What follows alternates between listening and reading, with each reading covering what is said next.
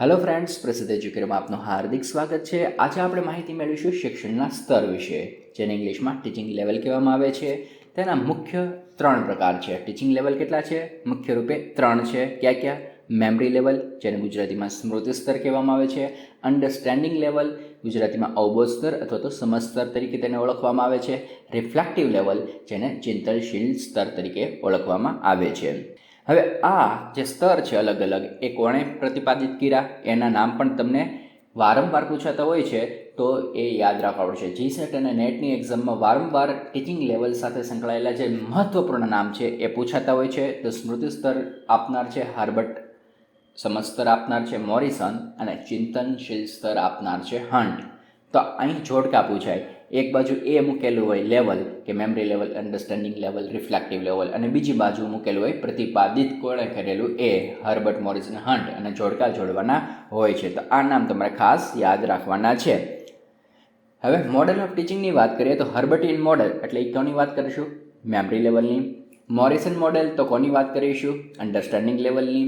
અને બિગી એન્ડ હન્ટ્સ મોડેલની વાત કરીશું તો એ રિફ્લેક્ટિવ લેવલ. તો રિફ્લેક્ટિવ લેવલ સાથે આપણે 2 નામ યાદ રાખવાના છે, બિગી અને હન્ટ.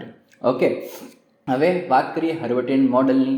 તો હર્બર્ટિયન મોડેલ એટલે મેમરી લેવલનું છે.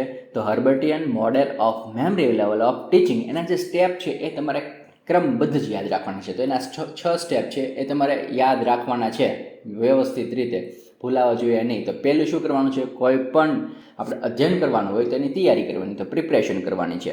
પછી એને કથન તૈયાર કરવાનું, સ્ટેટમેન્ટ ઓફ એમ. એની પછી શું કરવાનું? એનું પ્રસ્તુત કરવાનું, એટલે પ્રસ્તુતિકરણની પ્રક્રિયા આવશે. એટલે પ્રસ્તુત કરવાની પ્રક્રિયા એટલે પ્રસ્તુતિકરણ. એની પછી આવશે કમ્પેરિઝન, સરખામણી, અથવા એસોસિએશન, સંગઠન, અથવા તો એબ્સ્ટ્રેક્શન એટલે કે એનો સાર કાઢવાની વાત થાય છે. એની પછી જનરલાઇઝેશન આવશે, સામાન્યકરણ, અને એની પછી આવશે એપ્લિકેશન. આપણે બધું વ્યવસ્થિત ડીપમાં ભણીશું, પણ અત્યારના 6 જે સ્ટેપ આપેલા છે એ ક્રમબદ્ધ યાદ રાખી લેજો. પહેલું શું કરશું? તૈયારી કરશું, પ્રિપરેશન. કથન કરશું એટલે સ્ટેટમેન્ટ ઓફ એમ. જો સ્ટેટમેન્ટ ઓફ એમ અને ચોથું જે આપેલું છે કમ્પેરિઝન, એ ન આપેલું હોય તો તમારે પહેલી તૈયારી, અને પછી પ્રસ્તુતિકરણ, સામાન્યકરણ અને અનુપ્રયોગ એ યાદ રાખવાના છે. પણ અત્યારે મેં તમારા સમક્ષ 6 સ્ટેપ મૂકેલા છે, એને ક્રમબદ્ધ એ જ રીતના યાદ રાખવાના છે. અને કોઈ પણ ક્વેશ્ચનમાં 4 કોઈ તબક્કા આપેલો હોય, 3 તબક્કા આપેલો હોય અને એવું પૂછેલું હોય એને ક્રમબદ્ધ ગોઠવો, તો તમારે કોઈ પણ એ રીતના ગોઠવાનું રહેશે. એની પછી વાત કરીએ મોરિસન મોડેલની. તો મોરિસન મોડેલ એટલે કે અન્ડરસ્ટેન્ડિંગ લેવલની વાત થાય છે. તો અન્ડરસ્ટેન્ડિંગ લેવલ ઓફ ટીચિંગની વાત કરતા હોય તો પહેલું થશે પ્લાનિંગ, અન્વેષણ. કોઈ પણ અધ્યયનની વાત થાય તો એમાં પ્લાનિંગ કરવાનું હોય છે. પછી પ્રસ્તુતિકરણ. પછી વિદ્યાર્થીઓને શું કરશે? આત્મસાત કરશે, એટલે કે એ પ્રક્રિયાથી આત્મસાતીકરણ. પછી એને વ્યવસ્થિત રીતે એ જે જ્ઞાન મેળવ્યું છે એને ગોઠવણી કરશે, એટલે કે ઓર્ગેનાઇઝેશન કરશે, વ્યવસ્થા ગોઠવશે. અને એની પછી અનુવાચન, રિટર્ન અથવા તો ઓરલ ટેસ્ટ સ્વરૂપે એ પાછું એ બહાર એ જ્ઞાનને પ્રદર્શિત કરશે, કેટલું એ શીખે એની વાત છે. તો અહીં મોરિસન મોડેલની વાત થાય તો અન્ડરસ્ટેન્ડિંગ, કેટલી સમજણ મેળવી છે બાળકોએ એની વાત થાય છે. તો એના માટે જે આપણે ટીચિંગની વાત કરીએ, આ લેવલની વાત કરીએ અન્ડરસ્ટેન્ડિંગ લેવલ ઓફ ટીચિંગની, તો એમાં 5 સ્ટેપને તમારે યાદ રાખવા પડશે. પહેલું છે પ્લાનિંગ, બીજું છે પ્રેઝન્ટેશન, ત્રીજું છે એસિમિલેશન, ચોથું છે ઓર્ગેનાઇઝેશન, અને 5મું છે રેસિટેશન. પ્લાનિંગની જગ્યાએ એક્સપ્લોરેશન શબ્દનો વારંવાર યુઝ થતું હોય છે. તો પ્લાનિંગ એ આપણા સામાન્ય રીતે આપણે યાદ રહી જતું હોય, પણ એક્સપ્લોરેશન એ પણ યાદ રાખવાના છે. તો પહેલો આપણે હર્બર્ટિયન મોડેલની વાત કરી તો તેમાં 6 સ્ટેપ આવ્યા હતા. ક્યાં છેલ્લી તમે બોલી જાઓ? Preparation, statement of aim, presentation, comparison, generalisation અને એપ્લિકેશન. મોરિસનમાં 5 step: exploration, presentation, assimilation, organisation અને રેસિટેશન. હવે વાત કરીએ આપણે Bigge and Hunt's model of reflective level of ટીચિંગની. તેમાં 5 સ્ટેપ છે. એક તો પ્રોબ્લેમ હોવું જોઈએ, કોઈ પણ એક પ્રોબ્લેમેટિક સિચ્યુએશન પહેલાં ક્રિએટ કરવી પડશે. તો ક્રિએટિંગ એ પ્રોબ્લેમેટિક સિચ્યુએશન, કોઈ સમસ્યારૂપ એક સમસ્યા આપણે ગોઠવાની છે બાળકો સમક્ષ. ફોર્મ્યુલેશન ઓફ હાઇપોથેસિસ, હાઇપોથેસિસનું ફોર્મ્યુલેશન કરવાનું છે. પછી એનું વેરિફિકેશન કરવાનું છે હાઇપોથેસિસનું, અને ડેટા કલેક્ટ કરવાના છે. તો કલેક્શન ઓફ ડેટા અને ફરીવાર હાઇપોથેસિસનું ટેસ્ટિંગ કરવાનું છે. ઓકે, તો આ 5 સ્ટેપ છે. તો પહેલામાં 6 સ્ટેપ આવશે હર્બર્ટિયન મોડેલમાં, મોરિસન મોડેલમાં 5 સ્ટેપ, અને બિગી એન્ડ હન્ટ્સ મોડેલમાં પણ 5 સ્ટેપ તમારે યાદ રાખવાના છે. હવે આપણે બધાની ડિટેલમાં ચર્ચા કરીએ. સૌથી પહેલાં આપણે સ્વાયત્ત વિકાસ સ્તરની વાત કરીએ, જે આ 3 સ્તર પહેલાંનું સ્તર માનવામાં આવે છે. એટલે કે આ સૌથી પહેલું સ્તર આને માનવામાં આવે છે, પણ આપણે આનો અભ્યાસ નથી કરવાનો અને આમાંથી પૂછાતું નથી, માત્ર થોડીક માહિતી મેળવી લઈશું. સ્વાયત્ત વિકાસ સ્તર કોને કહેવામાં આવે? જ્યારે બાળક હોય ત્યારે એને કંઈ શિક્ષણ આપવામાં આવતું નથી, એને અધ્યયન કંઈ કરવાનું હોતું નથી, એ સ્વેચ્છાએ પોતાની જાતે કુદરતી રીતે શીખતો હોય છે, એની વાત થાય છે, એ સ્તરની વાત થાય છે, તો એને કહેવામાં આવે છે સ્વાયત્ત વિકાસ સ્તર. પ્રથમ સ્તર છે જે મોરિસ એલ બિગીએ આપેલું છે. તો સ્વાયત્ત વિકાસ સ્તર કોઈ આપેલું છે? મોરિસ એલ બિગીએ આપેલું છે. એને વિદ્યાર્થી કેન્દ્રિત કહેવામાં આવે છે. આ સ્તરને વિદ્યાર્થી, કારણ કે પોતે બાળક ખુદ જ એવું બધું કામ કરતો હોય ને પોતે જ શીખતો હોય પોતાની રીતે. તો સ્વાયત્ત વિકાસ સ્તર વિદ્યાર્થી કેન્દ્રિત છે. શિક્ષણની પ્રક્રિયામાં શિક્ષકનું કાર્ય સકારાત્મક કરતાં વધુ નકારાત્મક છે. આ સ્તરને અનુલક્ષીને અહીં વાત થઈ રહી છે કે શિક્ષણની પ્રક્રિયામાં શિક્ષકનું કાર્ય સકારાત્મક કરતાં વધુ નકારાત્મક દેખાઈ રહ્યું છે સ્વાયત્ત વિકાસ સ્તરની સાપેક્ષે. આ અર્થમાં કે ત્યાં કોઈ નેતૃત્વ, કોઈનું નેતૃત્વ એટલે કોઈ બોસ હોય એની વાત થાય છે, કોઈ દિશા, બળજબરી, પ્રિસ્ક્રિપ્શન અથવા તો વિદ્યાર્થીઓના વિચારો અથવા તો વર્તનને લાદવામાં આવતું નથી.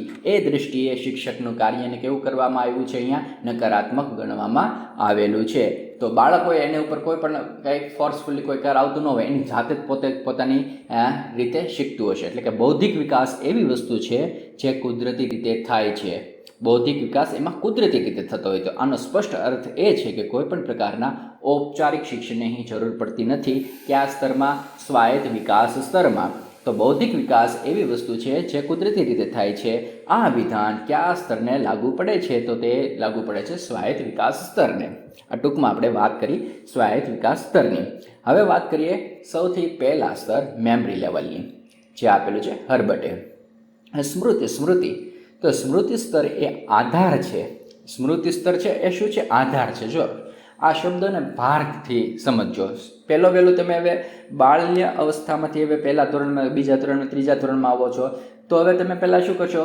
સમજ શક્તિ નહીં હોય, પહેલાં તમે યાદ રાખતા હશો, કોઈ પણ વસ્તુને તમે ગોખતા હશો કે આને આમ કહેવાય, આને આમ કહેવાય, 4 પગ હોય એને ગાય કહેવાય, 4 પગ હોય એને ગાય કહેવાય. ભાઈ 4 પગ તો બકરીને પણ હોય, એ સમયે ન સમજ, નાના હોય ને સાવ ત્યારે ન ખબર પડતી હોય. તો સ્મૃતિ સ્તર એ આધાર છે. આધાર એટલે સૌથી નીચે આવે, તળિયામાં આવે. તો સૌથી નીચલો જે સ્તર છે એ કયું છે? સ્મૃતિ સ્તર છે. તો સ્મૃતિ સ્તર એ શું છે? આધાર છે, જેમાં વિદ્યાર્થીના માનસિક સ્તરને સ્મૃતિ પક્ષનો આધાર બનાવી, માનસિક સ્તરને, જે મેન્ટલ જે સ્તર છે ને એને સ્મૃતિનો આધાર બનાવી શિક્ષણ આપવામાં આવે છે. સ્મૃતિનો આધાર બનાવીને શિક્ષણ આપવામાં આવે છે. એ સમજીએ કઈ રીતના. તે શિક્ષણ બાલ્યાવસ્થા અને શિશુ અવસ્થામાં આપવામાં આવે છે, કેમ કે વિદ્યાર્થી અથવા તો બાળકનો બૌદ્ધિક વિકાસ તેના શરૂઆતના તબક્કામાં આવે છે. એ પોતાની બુદ્ધિ લગાડી નથી શકતો. જે બતાવવામાં આવે છે, જે એને વારંવાર કહેવામાં આવે છે, એ જે બધું યાદ રાખતો હોય છે, સ્મૃતિમાં એ ફિટ કરતો હોય છે. બાળક કોઈ પણ વસ્તુને સમજવા હેતુ ચિત્ર કે ચિહ્નના રૂપમાં પોતાના મસ્તિષ્કમાં ધારણ કરતો હોય છે. જેમ કે જ્યારે બાળકને વાર્તા સંભળાવવામાં આવે છે તો તે વાર્તામાં આવનાર પાત્રોની આકૃતિ પોતાના મસ્તિષ્કમાં ધારણ કરી લે છે. તેને જ સામાન્યતઃ શિક્ષણનું સ્મૃતિ સ્તર કહેવામાં આવે છે. હવે સીધું આપણે કોઈ પણ નાનું બાળક હોય ને પરી કહેવામાં આવે તો એ પરીની કલ્પના પણ ન કરી શકે, પણ એને એક ચિહ્ન બતાવે, આને પરી કહેવાય. તમે, હું લેક્ચર તમારા સમક્ષ લઈ રહ્યો છું અને તમે સાંભળી રહ્યા છો, હું પરી બોલીશ ને તો તમારા મગજમાં કેવી પરી આવી જાય? તમે જોયેલી છે ને એવી જ પરી આવશે, કોઈ નવીન પરી નહીં આવે. હું ભૂત બોલીશ તો તમે જોયેલું ભૂત હશે ને એ જ તમારા મગજમાં આવશે. નવીન તમે કોઈ કલ્પના કરી શકતા નથી કે કોઈ માનવજાત કલ્પના નથી કરી શકતું. સમજાય છે? જે જોયેલું હોય છે એની જ કલ્પના કરી શકાય છે. જે તમારા સમક્ષ, નજર સમક્ષ આવી ગયેલું છે એના જ દર્શન અત્યારના પણ થતા હોય છે. મેમરીનો અર્થ એ છે કે ભૂતકાળમાં અનુભવાયેલી ઘટનાઓની કલ્પના કરવી. આપણે જે જૂનું જોઈ ગયા, અત્યારના આપણે કોઈ પણ નવીન વસ્તુ વિચારી શકતા નથી, એ મગજમાં ફિટ બેઠાડી દો. આપણે કોઈ ટ્રકની વાત કરું તો ટ્રક તમને જોયેલો છે એ જ નવીન ટ્રક દેખાય છે? નથી દેખાતો. તો આપણે જે ભૂતકાળમાં અનુભવેલી ઘટનાઓ છે એની જ કલ્પના કરીએ છીએ અને તેને પોતાના ભૂતકાળના અનુભવને આપણે ઓળખીએ છીએ. એને જ શું કહેવામાં આવે છે? મેમરી કહેવામાં આવે છે. આ વિધાન કરેલું છે મેકડુગલે. સમજાય છે? હવે યાદ રાખવા માટે નવા જ્ઞાનને જૂના જ્ઞાન સાથે જોડવામાં આવે છે. આપણે કોઈ પણ વસ્તુને યાદ રાખવી હોય, સુખ દુઃખની વસ્તુ પણ યાદ રાખવી હોય તો એકબીજા સાથે સંકળાયેલી જ હોય. અત્યારના કોઈ પણ ઘટના કંઈક બની હોય તો આપણે સીધી જૂની વસ્તુ પણ યાદ આવી જાય છે. એટલે કે નવા જ્ઞાનને જૂના જ્ઞાન સાથે જોડવામાં આવતું હોય છે. તે સૌથી ઓછું વિચારશીલ સ્તર છે. સૌથી ઓછું વિચારશીલ સ્તર હોય તો કયું છે? સ્મૃતિ સ્તર. એમાં કાંઈ મગજ દોડાવવાનું હોતું નથી, એમાં કાંઈ વિચાર કરવાનું નહોતું હોતું. જે ડિઝાઇન દેખાડી છે કે આને આમ કહેવાય તો આપણે સ્વીકારી લેતું હોય છે અને એનું રટન વારંવાર કરતા હોય છે અને મગજમાં બેઠાડેલું હોય છે. અહીં ચિંતન હોતું નથી. હવે અહીંયા તો ચિંતન કંઈ કરવાનું હોતું જ નથી, ચિંતન નથી કરવાનું, વિચાર તો એની ઉપર કરવાનું નથી. પણ જો કમ્પેરિઝન કરવામાં આવે અને તમારા સમક્ષ એવો ક્વેશ્ચન કરવામાં આવે કે સૌથી ઓછું વિચારશીલ સ્તર હોય તો એ કયું છે, તો એ પણ આવશે સ્મૃતિ સ્તર. તો અહીંયા આપણે એમ બોલશું કે સૌથી ઓછું ચિંતનશીલ સ્તર હોય તો એ છે સ્મૃતિ સ્તર. મધ્યમ ચિંતનશીલ સ્તર હોય અથવા તો ખાલી ચિંતનશીલ સ્તર હોય તો તે છે સ્મૃતિ સ્તર. અને સૌથી વધુ અથવા તો એમાં પણ એવું લખેલું હોય ચિંતનશીલ સ્તર તો એ આવશે રિફ્લેક્ટિવ લેવલ. સમજાય છે? એને જ આપણે ચિંતનશીલ સ્તર કીધું છે. પણ આપણે મધ્ય, ઓછું અને સૌથી વધુ, તો એ રીતના આપણે શબ્દોને પારખશું. તો અહીં ચિંતનશીલ હોતું નથી તો સ્મૃતિ સ્તર. પણ અહીં એવો પણ પ્રશ્ન પૂછે છે કે સૌથી ઓછું ચિંતનશીલ સ્તર કયું છે, તો પણ સ્મૃતિ સ્તરને આપણે ભાર આપીશું. અહીં રટણ પર ભાર આપવામાં આવતો હોય છે કારણ કે રટણ કરીને જ એ ફિટ બેઠાડેલું હોય છે. શીખેલી માહિતીને યાદ કરવા, ઓળખવા અને જાળવી રાખવા પર ભાર મૂકવામાં આવે છે. આપણે યાદ તો કરીએ છીએ, પછી એને ઓળખવાનું વાત કરીએ છીએ. પહેલાં યાદ કરવાની વાત કરીએ, પછી એને ઓળખીએ કે આને આ જ કહેવાતું હતું ને, આપણે જે યાદ રાખ્યું એ જ કહેવાય છે.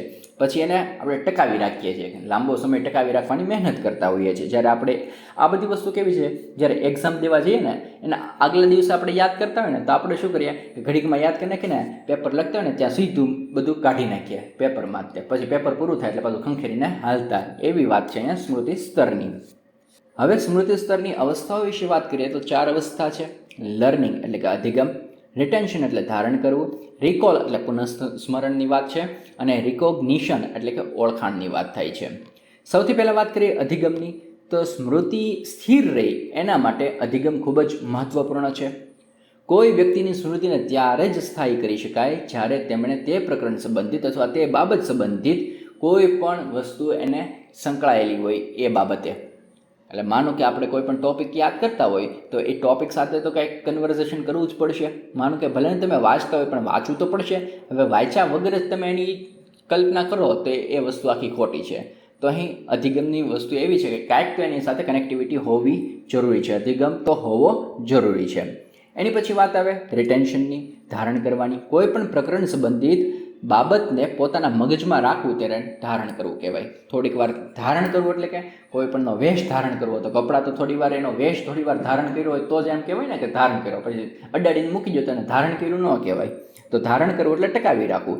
એટલે કે બાળક જેટલો સમય કોઈ વાતને પોતાના મગજમાં ધારણ કરીને રાખે છે તો તે તેની ધારણ શક્તિ કહેવાય. અને જો વધારે સમય રાખી શકતો તેની ધારણ શક્તિ વધારે કહેવાય, ઓછો સમય ધારણ કરી શકતો તેની ધારણ શક્તિ ઓછી કહેવાય છે. પુનઃસ્મરણની, રિકોલની વાત કરીએ તો ધારણ કોઈ બાબતને જરૂર મુજબ ફરી યાદ કરવું. હવે જે ધારણ કરેલું છે એ બાબતને જરૂર મુજબ જ્યારે જ્યારે જરૂર પડતી હોય તો ત્યારે ફરી વખત તેને યાદ કરવાની વાત થાય છે. એટલે કે શીખેલી બાબતને ભવિષ્યમાં પોતાના કામમાં લાવવાની ક્ષમતાને પુનઃસ્મરણ કહેવામાં આવે છે. તમે હથોડો મારવાનું શીખી ગયા છો, હવે ગમે ત્યારે હથોડો મારે જ ન રખાય, પણ જ્યારે કંઈક એવી હથોડાની જરૂર પડી ત્યારે ફરીવાર તમે કઈ રીતના હથોડો મરાય એને યાદ કરીને એ સમયે હથોડો મારવાનો ઉપયોગ કરો તો એને કર્યું કહેવાય પુનઃસ્મરણ. ઓળખાણની વાત કરીએ, રિકોગ્નિશનની વાત કરીએ. કોઈ રસ્તા ઉપર ફરીવાર જવાથી ઓળખી લેવું કે આપણે પહેલાં પણ આવા રસ્તે તો આવી જ ગયા છીએ. ટૂંકમાં જૂની યાદોને ઓળખવી એટલે કે ઓળખી દઉં કે આ વ્યક્તિ આપણને મળ્યું હતું, એને ઓળખાણ કે આ વ્યક્તિ આપણને ક્યાં મળ્યું હતું, આપણે જ્યારે ફરવા ગયા હતા ને ત્યારે આ ભેગું થયું હતું, ઓળખી ગયા તમે, તેને શું કહેવાય? રિકોગ્નિશન. તો સ્મૃતિ સ્તરની કેટલી અવસ્થાઓ છે? 4 અવસ્થાઓ છે. કઈ કઈ અવસ્થાઓ છે? લર્નિંગ અધિગમ, રિટેન્શન ધારણ, રિકોલ પુનઃસ્મરણ અને રિકોગ્નિશન ઓળખાણ. એટલે કે શીખેલી માહિતીને પહેલાં યાદ કરવી, ઓળખવીને જાળવી રાખવા ઉપર અહીં સ્મૃતિ સ્તર ભાર આપતો હોય છે. આગળ વાત કરીએ તો 4 સ્ટેપ તમારે યાદ રાખવાના છે. પહેલું તો શું થાય છે? યાદ કરવાનું, પછી બીજું ધારણ કરવાનું, ત્રીજું પુનઃસ્મરણ કરવાનું અને ચોથું પુનરુત્થાપન કરવાનું. પુનરુત્થાપન કરવું એટલે રિકોગ્નિશન ઓળખાણ કરવાની વાત થાય છે. એ આપણે આગળ જોઈ ગયા એ મુજબ. એટલે કે ધારણ કરે, યાદ કરે છે અને શીખવામાં ઝડપી થાય. એટલે આ બધી આખી વાત છે ને યાંત્રિક છે. કારણ કે આપણે ગોખણપટ્ટીની જ અહીં વાત કરવાની, ગોખવાની વાત થાય છે અહીં. તો ગોખવાની વાત છે એમાં સમજ તો આવતી નથી કે આ ટોપિકમાં આમ શું કહેવા માગે છે, શું નથી કહેવા માગતું, એવું નહીં. પણ આ છે ગોખી નાખો લાઈનમાં, આની પછી લીટી આવે, આની પછી લીટી આવે, આની પછી આ લીટી આવે. એટલે કે આ કેવી છે, સ્મૃતિ સ્તરની જે પ્રક્રિયા છે એ યાંત્રિક પ્રક્રિયા છે. હવે આપણે વર્ગીકરણની વાત કરીએ તો વર્ગીકરણ સ્મૃતિનું બે રીતે કરી શકાય. સ્મૃતિનું વર્ગીકરણ આપણે અલગ અલગ રીતે કરીશું, એ અલગ ટોપિકમાં કરીશું. પણ અહીં ટૂંકમાં થોડી જોઈ લઈએ કે તત્કાલીન સ્મૃતિ અને સ્થાયી સ્મૃતિ. તત્કાલીન સ્મૃતિ અમુક ચોક્કસ સમય માટે જ યાદ રહેતી હોય છે, જેમ કે ગોખણપટ્ટી. અને સ્થાયી જે સ્મૃતિ હોય એ શીખેલી બાબતને સરળતાથી ઘણા સમય સુધી પણ યાદ રહી શકતી હોય છે. એટલે કે લાંબા સમય માટે પણ એ યાદ રહી શકતી હોય છે. ટૂંકમાં કહીએ તો કોઈ પણ ઘટના બની હોય એ લાંબા સમયે બીજી જગ્યાએ ઘટના બની હોય તો પહેલી ઘટના યાદ આવી જાય. વર્ષો પહેલાં પહેલી ઘટના પણ બની હોય ને એ યાદ આવી જાય. એટલે પુનઃસ્મરણ આસાનીથી કરી શકાતું હોય એ શેમાં કરી શકાય? સ્થાયી સ્મૃતિને લીધે કરી શકાતું હશે. આટલું ક્લિયર થઈ ગયું?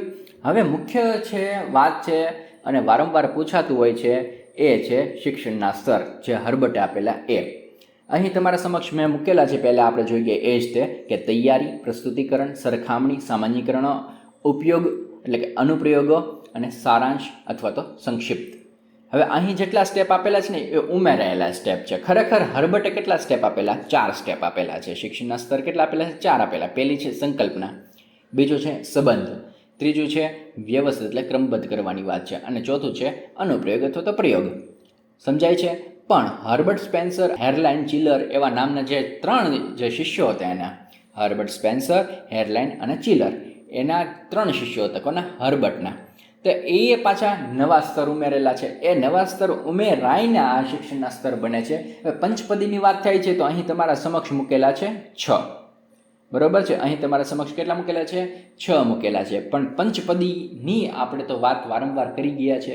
પણ જ્યારે આ 6 પદમાંથી કંઈ પણ ક્રમબદ્ધ રીતે ગોઠવાનું કહે તો આપણને આવડવું જોઈએ. તો હર્બર્ટે શિક્ષણના જે પંચપદી પદ આપ્યા છે એમાં ફેરફાર કરેલો છે હર્બર્ટ સ્પેન્સર, હેરલાઇન અને ચિલરે. એમાં એનો જે વધારો કર્યો છે એ મુજબ આપણે જોઈએ તો તૈયારી, પ્રસ્તુતિકરણ, સરખામણી, સામાન્યીકરણો, ઉપયોગ અથવા તો અનુપ્રયોગ અને સારાંશ અથવા તો સંક્ષિપ્ત એ સ્ટેપ તમારે યાદ રાખવાના રહેશે. એની પછી વાત કરીએ તો MLT એટલે કે મેમરી લેવલ ટીચિંગમાં શિક્ષણ પ્રક્રિયા મૂળભૂત રીતે સ્ટિમ્યુલસ રિસ્પોન્સ છે. હવે કંઈ પણ ઉદ્દીપક વગર તો કાર્ય થવાનું નથી, તો આ છે સ્ટિમ્યુલસ રિસ્પોન્સ પ્રકારની. મૂલ્યાંકનની વાત કરીએ તો પારંપરિક રીતે જ અહીં મૂલ્યાંકન થતું હોય છે. જે રીતના એક્ઝામ લેવાતી હોય છે એ રીતના જ અહીં લેવાતી હોય છે મૂલ્યાંકન થવાની પ્રક્રિયા. મૂલ્યાંકન પદ્ધતિમાં મુખ્યત્વે મૌખિક, લેખિક અને નિબંધ પ્રકારની પરીક્ષાનો સમાવેશ થતો હોય છે. ધ્યાન, અભ્યાસ, તથ્યો અને સૂચનાઓને યાદ રાખવાની બાબતનો અહીં સમાવેશ થતો હોય છે. હવે અન્ય બાબતની વાત કરીએ તો શિક્ષણની પ્રક્રિયા વધુ વ્યાવસાયિક અને સામાજિક પ્રકૃતિની છે. અત્યારના આ જ બધું ચાલે છે. શિક્ષણની પ્રક્રિયા આને આધારે જ ચાલતી હોય છે. એટલે વ્યાવસાયિક અને સામાજિક પ્રકૃતિની છે. સામાજિક વ્યવસ્થાના મુખ્ય સભ્યો વિદ્યાર્થીઓ અને શિક્ષકો છે. તો મેમરી લેવલને અનુસંધાને સામાજિક વ્યવસ્થાના મુખ્ય સભ્યો ક્યાં છે? વિદ્યાર્થીઓ અને શિક્ષકો છે. અને શિક્ષક અહીં મહત્વપૂર્ણ ભૂમિકા ભજવે છે. સ્મૃતિ સ્તરમાં કોનો ભાર વધારે રહેશે? શિક્ષકનો ભાર વધારે રહેશે. અને વધુ સરમુખત્યારશાહી વલણ ધરાવે છે એ કે એમ જ અહીં થતું હશે. એટલે કે વિદ્યાર્થીનો રોલ ઓછો હશે. મૌખિક અને લેખિક બંને પરીક્ષા પદ્ધતિનો અહીં ઉપયોગ થાય છે. હવે વાત કરીએ મેમરી સ્તરના શિક્ષણને કેવી રીતે અસરકારક બનાવવું. તો શિક્ષકે જ્ઞાનાત્મક બાબતના સૂચનાત્મક ઉદ્દેશો હાંસલ કરવા ઉપર ધ્યાન કેન્દ્રિત કરવું જોઈએ. સામગ્રીને સંપૂર્ણ રીતે રજૂ કરવી જોઈએ. સંપૂર્ણ રીતે રજૂ કરવાની વાત થાય છે, ટુકડા ટુકડામાં નહીં, એટલે કે ભાગો તરીકે નહીં રજૂ કરવાની, સંપૂર્ણ રીતે રજૂ કરવાની. સામગ્રી વધુ અર્થપૂર્ણ અને વ્યવસ્થિત રીતે વિતરિત થયેલી હોવી જોઈએ. અર્થપૂર્ણ રીતે, અર્થ વગર જો હશે તો પછી ગોખવું જ પડશે. અને વ્યવસ્થિત રીતે જો ક્રમબદ્ધ રીતે ગોઠવાયેલી હશે તો એ સરળતાથી યાદ રહી જશે. વિદ્યાર્થીઓને સતત અંતરાલોમાં મજબૂત બનાવવું જોઈએ. એટલે અમુક સમયના અંતરે એની એ ઘટના અથવા તો એની એ બાબત પાછી યાદ કરાવતી રહેવી જોઈએ. આ વાત થઈ મેમરી લેવલની. હવે વાત કરીએ અવબોધ સ્તરની, સમજ સ્તરની, એટલે કે જેને ઇંગ્લિશમાં અન્ડરસ્ટેન્ડિંગ લેવલ કહેવામાં આવે છે, જે આપવામાં આવેલું છે મોરિસન દ્વારા. હવે આ સ્તરમાં ચિંતન થશે. પહેલામાં ચિંતન થતું હોય તો કેવું બોલવાનું? ખૂબ જ ઓછું ચિંતન થતું હશે, અથવા તો ચિંતન વગરનું, તો એ કેવું હશે? Memory level. પણ અન્ડરસ્ટેન્ડિંગ લેવલમાં હવે ચિંતન થશે પણ મધ્યમ થશે, ખૂબ જ નહીં થાય, એ પણ ધ્યાન રાખવાનું. બોધ સ્તરને શિક્ષણનું મધ્ય સ્તર પણ કહેવામાં આવે છે. જેમની બુદ્ધિ વિકાસશીલ હોય, વિકસિત નહીં, કેવી હોય? વિકાસશીલ હોય, અને જેને સ્મૃતિ સ્તરના ઉદ્દેશોની પ્રાપ્તિ પહેલાં થઈ ગયેલી હોય, તેના પછી શિક્ષણના બોધ સ્તર તરફ વિદ્યાર્થીઓને લઈ જવામાં આવતા હોય છે, જેમાં વિદ્યાર્થીઓને રટણ કરવાની જગ્યાએ પ્રકરણની દરેક બાબતને ઝીણવટભરી રીતે સમજાવવામાં આવતું હોય છે, જેનાથી તેમનું મગજ તે પ્રકારની બાબતોને સમજી તેમની વચ્ચેના અંતરોને સમજી શકે. હવે વચ્ચેના અંતરોને સમજી શકે ને એ ખૂબ મહત્ત્વનું અહીંયા છે. હવે સંબંધ સમજવાની વાત છે. પહેલાં શું છે? ગાય છે, 4 પગ હોય તેને શું કહેવાય? ગાય કહેવાય. પણ બકરીને પણ 4 પગ છે. પછી બકરીને પણ 4 પગ હોય અને ગાયને પણ 4 પગ હોય, તો એ બંને વચ્ચેનો સંબંધ શું છે? જો બકરીને આવી હોય નાની હોય, ગાય મોટી હોય, તો એ બે વચ્ચેનો શું થયો? સંબંધ થયો. તો અહીં અવબોધ સ્તરમાં સમજની પણ વાત આવશે, એટલે કે બંને વચ્ચેના અંતરોને સમજી શકવાની બાબતનો સમાવેશ થાય છે. અહીં શિક્ષક શિક્ષણ દરમિયાન પ્રસ્તુતિકરણ ઉપર વધારે ભાર આપે છે.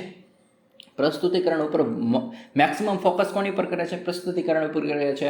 તો અહીં અવબોધ સ્તરમાં સૌથી વધારે કયા તબક્કાઓ પર શિક્ષક ભાર આપતો હોય છે? તો તમારે પસંદ કરવાનું છે પ્રસ્તુતિકરણ ઉપર વધારે ભાર આપતો હોય છે, જેનાથી વિદ્યાર્થી તે પ્રકારના ઉદ્દેશનો બોધ કરી શકે અને તેના પ્રકરણની ઘટનાઓ અને વિચારની પાછળના ઉદ્દેશો અને લક્ષ્યોને જાણી શકે. કારણ શું છે એ અહીં કહેવામાં આવશે. કોઈ પણ ઘટના છે, આ બે વચ્ચેની જે સમાનતા છે, અસમાનતા છે, એની વિશેના કારણો અહીં કહેવામાં આવશે. બોધ સ્તરના શિક્ષણનો ઉપયોગ સામાન્ય રીતે માધ્યમિક સ્તરના વિદ્યાર્થીઓ હેતુ વધુ કરવામાં આવે છે. ઓલામાં શું હતા? નાના બાળકો માટે હતા, શિશુ અવસ્થા માટે હતું, બાલ્યાવસ્થા માટે હતું. અહીં જે માધ્યમિક સ્તરના વિદ્યાર્થીઓ હોય છે એના માટે અવબોધ સ્તરનો ઉપયોગ કરવામાં આવતો હોય છે. એટલું આપણે તમારે સમજવાનું છે. શિક્ષણનું કયું સ્તર ક્યારે વાપરવું? સ્મૃતિ સ્તર છે બાલ્યાવસ્થા અને બાળકો છે શિશુ અવસ્થામાં, ત્યારે એનો ઉપયોગ થતો હોય છે. અવબોધ સ્તરનો જે શિક્ષણનો ઉપયોગ થાય છે એ સામાન્ય રીતે માધ્યમિક સ્તરના વિદ્યાર્થીઓ માટે કરવામાં આવતો હોય છે. આગળ માહિતી મેળવીએ. તે મેમરી વત્તા આંતરદ્રષ્ટિ. મેમરી તો શું છે? કાંઈ સમજ્યા કર્યા વગર કાંઈ આમનામ ગોખી નાખવાની વાત હતી. હવે આંતરદ્રષ્ટિ, આંતરિક સમજ કહેવાની, તર્કની વાત આવશે હવે. કારણ કે તે માત્ર તથ્યોને યાદ રાખવાની બહાર જાય છે. માત્ર યાદ રાખવાનું નહીં, પણ એની જે લિમિટ હતી ને, મર્યાદા, એ ક્રોસ કરે છે. હવે સૌથી નીચલું સ્તર છે મેમરી સ્તર. એનાથી ઉપરનું હવે લેવલ કયું આવી ગયું? અવબોધ સ્તર આવી ગયું છે. એટલે કે તથ્યોને યાદ રાખવાની બહાર જાય છે, લિમિટ તોડે છે, મર્યાદાને તોડીને બહાર જાય છે, સમજવા માટે પણ હવે જાય છે. તથ્યોને માત્ર યાદ રાખવું જરૂરી નથી, પણ તેને સમજવું પણ જરૂરી છે. એટલે કે આંતરિક સમજનો હવે ઉપયોગ થઈ રહ્યો છે. આ સ્તરે સામાન્યકરણની ક્ષમતાને વિકસિત કરવામાં આવે છે. સામાન્યકરણની ક્ષમતા એટલે શું? એક વસ્તુને માનો કે કોઈ પણ અહીં આપણે કોઈ બાબતનો ઉપયોગ કરેલો છે એક જગ્યાએ, તો એ જ બાબતને બીજી જગ્યાએ ઉપયોગ કરી શકાય કે ન કરી શકાય, એની વાત અહીં થઈ રહી છે. એટલે કે સામાન્યકરણની ક્ષમતાને વિકસિત કરવામાં આવે છે, જેનો અર્થ અવધારણા, સિદ્ધાંત, વ્યાખ્યાઓ વગેરેને સમજાવવાનું થાય છે. ઉદાહરણ તરીકે આપણે લઈએ કે ભારતના બંધારણને સમજવું, ન્યૂટનના સિદ્ધાંતને સમજવું, એ બધું શું છે? હવે સમજવાની વાત થાય છે કે આવું જ શું કામ આવે છે, એ બધી વાત થશે સમજ સ્તરમાં. તે વિદ્યાર્થીઓને બૌદ્ધિક વર્તણૂક વિકસાવવાની વધુને વધુ તક પૂરી પાડશે. મૂલ્યાંકન પ્રણાલીમાં મુખ્યત્વે નિબંધ અને ઉદ્દેશ્ય પ્રકારના બંને પ્રકારના પ્રશ્નોનો અહીં સમાવેશ થતો હોય છે. બ્લૂમ ટેક્સોનોમી મુજબ આપણે જોઈએ તો અન્ડરસ્ટેન્ડિંગ લેવલ અને એપ્લિકેશન લેવલ એ બ્લૂમ ટેક્સોનોમી મુજબ ઓબ્જેક્ટિવ્સ એચીવ્ડ એટલે કે ધ્યેય સિદ્ધિમાં આવે છે. તેની પછીની વાત કરીએ તો સમજ સ્તરમાં શેનો સમાવેશ થાય છે? તો પહેલો બોધ એટલે કે સમજવું, કોઈ પણ બાબત વિશે સમજ કેળવવી. એની પછી સરખામણી કરવી. કોઈ પણ બે અલગ અલગ છે, મેં હમણાં કીધું કે ગાય અને બકરી બે અલગ અલગ છે, બંનેને ભલે 4 પગ છે, પણ એની સરખામણી કઈ રીતના થઈ શકે, એમાં ભેદ શું છે એની વાત થાય છે. હકીકત અને નિયમ વચ્ચેનો સંબંધ શું છે એની અહીં ચર્ચા થશે, એટલે કે એની સમજ મેળવશે. તર્કશીલ બનશે વ્યક્તિ, કલ્પના પણ કરતો થઈ જશે, માત્ર યાદ નહીં રાખે, તથ્યને ગોખી નહીં નાખે, આ બધી વસ્તુ પણ સાથે સાથે કરશે. હવે આગળ માહિતી મેળવે તો ઇન્દ્રિયનો ઉપયોગ થશે. જ્યારે સમજ સ્તરની વાત આવે ત્યારે ઇન્દ્રિયનો ઉપયોગ થશે. કોઈ પણ બાબતને સમજવું અને તેના અર્થને પણ સાથે સાથે સમજવાની અહીં વાત થાય છે. કોઈ પણ બાબતમાં હવે ડીપલી જાય છે. સકારાત્મક કે નકારાત્મક ઉદાહરણ સાથે વિદ્યાર્થીઓને ભણાવવામાં આવે છે. આને સારું કહેવાય, આને સારું ન કહેવાય, કારણ કે સરખામણી પણ કરવાની છે. એટલે સકારાત્મક બાબત એ આવશે, નકારાત્મક બાબત પણ આવશે. શિક્ષક તથ્યો અને અવધારણાઓના સંબંધને સ્પષ્ટ કરવાનો પ્રયાસ કરે છે. શિક્ષક જે તથ્ય છે અને એની અવધારણા હશે એના સંબંધને પણ હવે સ્થાપિત કરવાનો પ્રયત્ન કરશે, સમજશે. વિદ્યાર્થીઓને પોતાના જવાબો પોતાના શબ્દોમાં વિસ્તૃત રૂપે રજૂ કરવા પ્રોત્સાહિત કરવામાં આવશે. કે નિબંધ પ્રકારના અહીં પ્રશ્ન પૂછવામાં આવે છે, પોતાના વિચારોને પણ અહીં મૂકવાનો પ્રયાસ કરવામાં આવે છે વિદ્યાર્થીઓ દ્વારા. શિક્ષણના આ સ્તરમાં શિક્ષક સૂચનાઓને વધુ વિગતવાર રીતે રજૂ કરે છે અને વિદ્યાર્થીઓને સામાન્યીકરણ અને સિદ્ધાંતો બનાવવામાં મદદ કરતું હોય છે. શિક્ષક વિદ્યાર્થીઓને તેની બૌદ્ધિક અને તર્ક ક્ષમતાઓ વિકસાવવામાં અહીં આ સ્તર ખૂબ જ મહત્ત્વપૂર્ણ તકો પ્રદાન કરતું હોય છે. શિક્ષણના સમજ સ્તરમાં શિક્ષક અને વિદ્યાર્થી બંનેની સક્રિય ભૂમિકા હોય છે. જ્યારે મેમરી લેવલમાં માત્ર શિક્ષકની ભૂમિકા હોય છે, વિદ્યાર્થી અસક્રિય હોય છે, માત્ર ખાલી ગોખવા પૂરતો જ વિદ્યાર્થી હોય છે. અધ્યાપન મોડેલના સ્તરને સમજવાનો ઉદ્દેશ શીખનારાઓને શીખવવામાં આવતી સામગ્રીમાં નિપુણતા મેળવવામાં મદદ કરવાનો છે. તો આ જે મોડેલ છે, સમજ સ્તરનું મોડેલ, એ શું કરે છે કે શીખનારાઓને શીખવવામાં આવતી સામગ્રી હોય એમાં પાછું એક કૌશલ્ય મેળવે, નિપુણતા મેળવે એમાં મદદ કરે છે, જેથી કરીને ઈચ્છિત ફેરફારો શીખનારાઓના વ્યક્તિત્વમાં સારરૂપે એનામાં આવી જાય. આગળ માહિતી મેળવીએ હવે મોરિસન મોડેલના જે આપણે વાત કરતા હતા અન્ડરસ્ટેન્ડિંગ લેવલના જે સ્ટેપની, તો એ જોઈ નાખીએ. એ યાદ રાખવાના છે: એક્સપ્લોરેશન, પ્રેઝન્ટેશન, આત્મસાતીકરણ, ઓર્ગેનાઇઝેશન અને છેલ્લું છે રેસિટેશન. એ તમારે યાદ રાખવાનું રહેશે. હવે વાત કરીએ 5 પગલામાં જે વિભાજિત કરેલ છે સમજ સ્તરને, એની આપણે જે હમણાં 5 સ્ટેપ જોઈએ ને, એ અન્વેષણ. તો અગાઉના જ્ઞાનના પરીક્ષણ દ્વારા એણે સમજ મેળવવાની છે. મનોવૈજ્ઞાનિક રીતે તાર્કિક અનુક્રમમાં સામગ્રીનું વિશ્લેષણ અને ગોઠવણી કરવાની છે. અન્વેષણ એટલે પહેલું પ્લાનિંગ કરવાનું, કે અગાઉના જ્ઞાનના પરીક્ષણ દ્વારા અગાઉ એ જે જ્ઞાન મેળવવું હોય એ મુજબ પ્લાનિંગ કરવાનું છે અને એ લાઇનમાં તે વિશ્લેષણ અને એની વ્યવસ્થિત ગોઠવણી કરવાની છે. પ્રસ્તુતિકરણ, જ્યારે શિક્ષક જ્યારે ભણાવવાની વાત થાય છે, જે અધ્યયન કરાવશે, ત્યારે એ પહેલાં પ્લાનિંગ કરી નાખ્યું, અન્વેષણ કરી નાખ્યું, સંશોધન કરી નાખ્યું. અન્વેષણ આપણે પહેલાંથી થોડું એવી રીતના ગોઠવણી કરી કે મારે આ રીતના ટોપિક લેવાનો છે, તો એ ગોઠવણી કરીને જાય છે. પ્રસ્તુતિકરણની વાત કરીએ તો શિક્ષકે સામગ્રી નાના એકમોમાં સ્વરૂપમાં રજૂ કરવાની છે. સ્ટેપ બાય સ્ટેપ પ્રસ્તુતિકરણ કરવાની છે. સામગ્રી પ્રસ્તુત કરતી વખતે શિક્ષકે નિયમિત ધોરણે રચનાત્મક અને નિદાનાત્મક મૂલ્યાંકન કરવા જોઈએ. રચનાત્મક કરશે અહીં, કારણ કે સમજની વાત થાય છે, અને સાથે સાથે નિદાન ક્યારે કરવાનું, જ્યારે બાળકોમાં એ રીતનો જે ફેરફાર થતો હોય એ રીતના નિદાનાત્મક મૂલ્યાંકન પણ કરવા જોઈએ છે. આ પ્રસ્તુતિકરણની સાથે સાથે વિદ્યાર્થીઓ સામગ્રીમાં નિપુણતા પ્રાપ્ત કરે ત્યાં સુધી સામગ્રીનું અહીં પુનરાવર્તન અથવા તો પુનઃપ્રાપ્તિ કરવું જોઈએ. જ્યાં સુધીને સંપૂર્ણ જે સાર આપણે મેળવો છે વિદ્યાર્થીઓ પાસેથી એ ન મળે ત્યાં સુધી એકની એક પ્રક્રિયા વારંવાર કરવાની છે. એને ટોપિક ન સમજાય ત્યાં સુધી એને ટોપિક સમજાવવાનો છે. ત્રીજા મુદ્દાની વાત કરીએ, આત્મસાત કરવાની. તો શીખનારાઓએ એસિમ્યુલેશન દ્વારા સામગ્રીના સામાન્યીકરણમાં સામેલ થવું જોઈએ. એટલે કે વિદ્યાર્થી આત્મસાત કરી લે એ ક્યારે ખબર પડશે, એ જ પોતે એનો ઉપયોગ કરતા થશે. એ આની પછીના સ્ટેપમાં થશે. સામગ્રીનું એસિમ્યુલેશન નિપુણતા પ્રાપ્ત કરવામાં મદદ કરે છે. એટલે આ સ્ટેપ આત્મસાતીકરણ એ જે પ્રક્રિયા છે એ વિદ્યાર્થીઓ દ્વારા થતી હોય છે. શિક્ષકે શીખનારાઓને સ્વતંત્ર અને લોકશાહી શિક્ષણની તકો પૂરી પાડવી જોઈએ. જો એ જ વિદ્યાર્થી જાતે જ્યારે કરશે ને અને એ કરતો થઈ જશે, ત્યારે એમ માનવામાં આવશે કે આત્મસાત થઈ ગયું, જે અધ્યયન કાર્ય હતું એ આત્મસાત થઈ ગયું. હવે વ્યવસ્થાની વાત કરીએ, ઓર્ગેનાઇઝેશનની વાત કરીએ, કે સામગ્રીની નિપુણતાની કસોટી પાસ કર્યા પછી વિદ્યાર્થીઓ સામગ્રીના સંગઠનના તબક્કામાં આગળ વધે છે, જોડાણ કરશે. એ જે વસ્તુ શીખી છે ને, પહેલાં કોઈ પણ બીજી વસ્તુ શીખી એની સાથેનું એ જોડાણ કરશે અને તેની નિર્ણાયક વિચાર કુશળતા એ પોતે વિકસાવતો થઈ જશે. ત્યારે એમ માનશું કે ઓર્ગેનાઇઝેશન વ્યવસ્થિત થઈ ગયું. અને છેલ્લે પઠનની વાત આવે છે કે વિદ્યાર્થીઓ સામગ્રીને મૌખિક સ્વરૂપમાં રજૂ કરવાની હોય છે. એ સમસ્તરમાં આ કાર્ય કરવાનું હોય છે. આગળ જોઈએ તો અધ્યાપનના સ્તરને કેવી રીતના અસરકારક બનાવી શકાય. સમજ સ્તરને વાત કરીએ તો કે શિક્ષણના સ્મૃતિ સ્તર પર મૂલ્યાંકન પૂરા થયા પછી જ શીખનારોને આ સ્તરે બઢતી આપવી જોઈએ. એટલે કે સ્મૃતિ સ્તર વ્યવસ્થિત રીતે એ કમ્પ્લીટ કરી નાખ્યું પછી જ અવબોધ સ્તરમાં એને લઈ જવો જોઈએ અને એ મુજબ એને શિક્ષણ આપવું જોઈએ. નહીં કે સ્મૃતિ સ્તરને પછી રાખીને સીધું અવબોધ સ્તર ઉપર લઈ જવાય. પહેલાં સ્મૃતિ સ્તર ઉપર જ વિદ્યાર્થીને લઈ જવાનો છે, ત્યારબાદ જ અવબોધ સ્તર ઉપર તેને લઈ જવાનો રહેશે. શિક્ષકે નિયમિત ધોરણે શીખનારાઓને પ્રોત્સાહિત કરવા જોઈએ. વ્યવસ્થિત રીતે સમયાંતરે નિયમિત ધોરણે શીખનારાઓને પ્રોત્સાહિત કરવા જોઈએ અને કાર્ય પૂર્ણ કરવા પર સતત મજબૂતીકરણ પ્રદાન કરવું જોઈએ.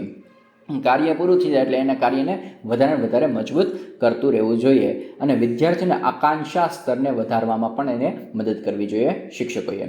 શિક્ષકે શીખનારને શિક્ષણના સમસ્તર દરમિયાન તેમને આવતી જે સમસ્યા હોય એને કઈ રીતના ઉકેલી શકાય એમાં પણ એને મદદ કરવી જોઈએ. હવે એની પછીના સ્તરની વાત કરીએ. ત્રીજું સ્તર છે ચિંતનશીલ સ્તર, રિફ્લેક્ટિવ લેવલ, જે પ્રતિપાદિત કર્યું છે હન્ટે. અને બીગીનું પણ અહીં નામ આપણે યાદ રાખવાનું છે. તો બીગી અને હન્ટે શિક્ષણનું ચિંતનશીલ સ્તર પ્રતિપાદિત કરેલ છે.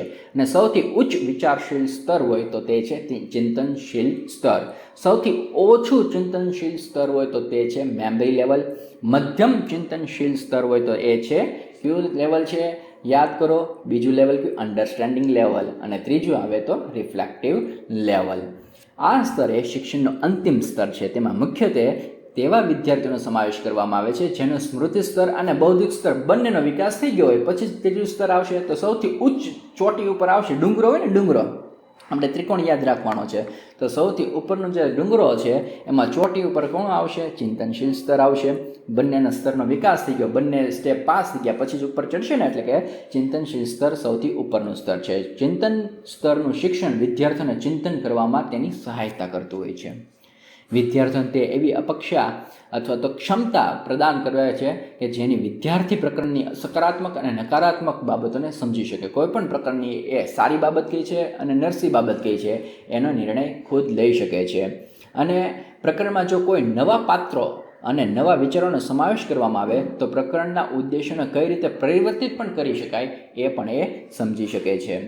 તેને આત્મનિરીક્ષણ સ્તર તરીકે પણ ઓળખવામાં આવે છે. તો ચિંતનશીલ સ્તરને આત્મનિરીક્ષણ સ્તર તરીકે, હવે તો બધું એને ખબર પડી ગઈ છે, પોતે જ આ બધું કાર્ય કરી શકે છે.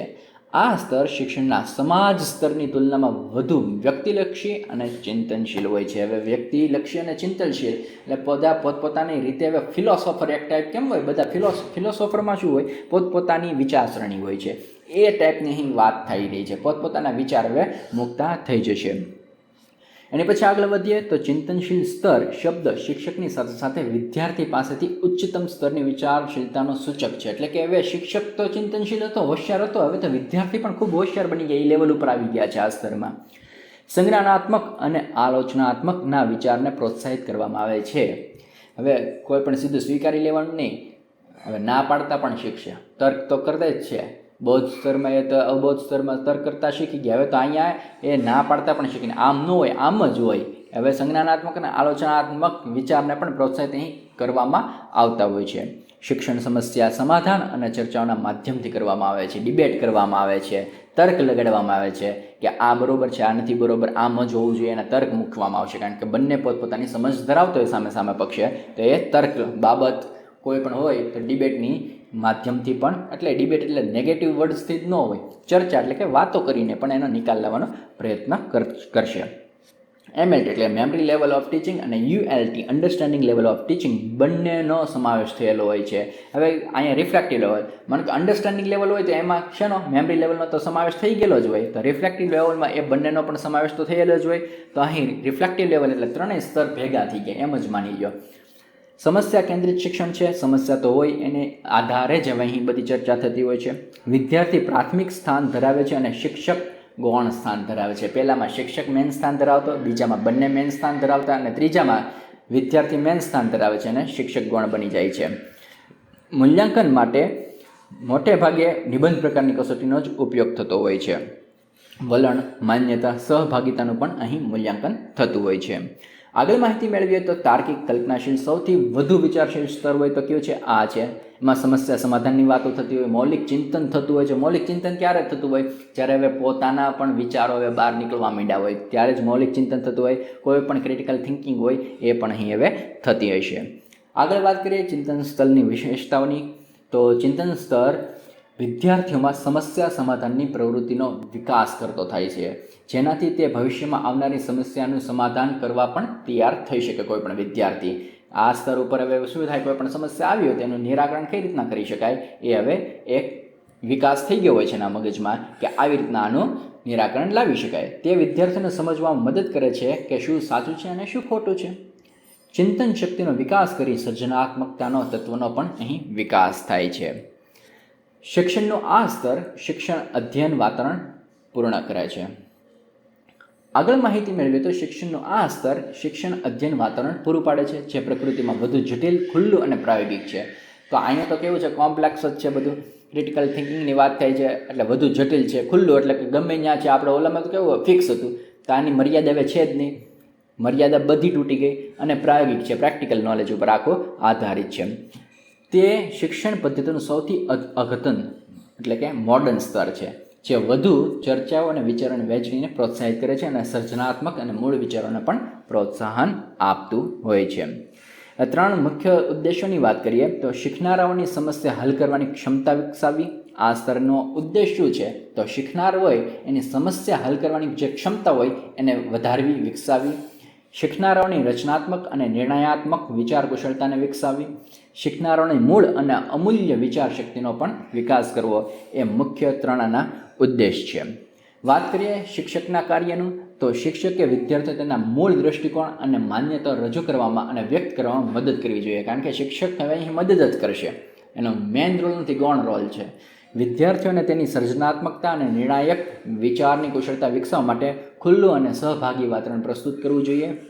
અને અંતિમ છે કે શિક્ષકે પૂર્વધારણાના પરીક્ષણ અને પરિણામો મેળવવામાં પણ એની હેલ્પ કરવાની છે. એને અહીં ખાલી મદદ કરવાની છે.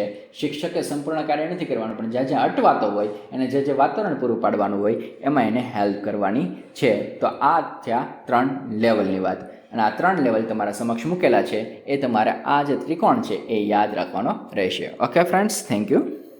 હેલો ફ્રેન્ડ્સ, પ્રસિદ્ધ એજ્યુકેટરમાં આપનું હાર્દિક સ્વાગત છે.